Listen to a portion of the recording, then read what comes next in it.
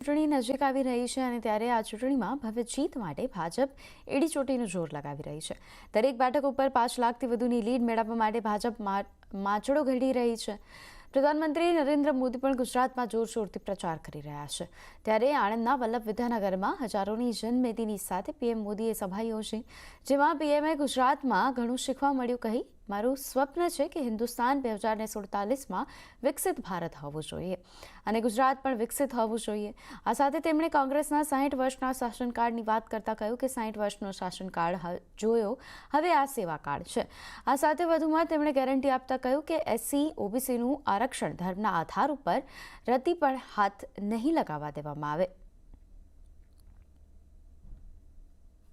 મારું એક જ સપનું છે કે 2047માં જ્યારે ભારતની આઝાદીના 100 વર્ષ થાય ત્યારે આપણું હિન્દુસ્તાન વિકસિત ભારત હોવું જોઈએ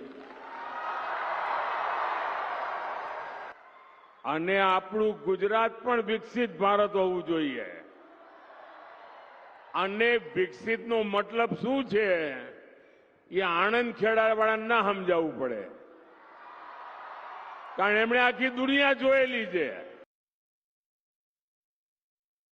દેશને 60 साल तक कांग्रेस का राज देखा है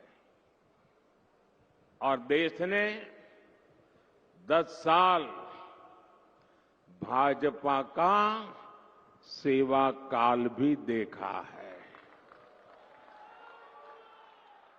वो शासन काल था, ये सेवा काल है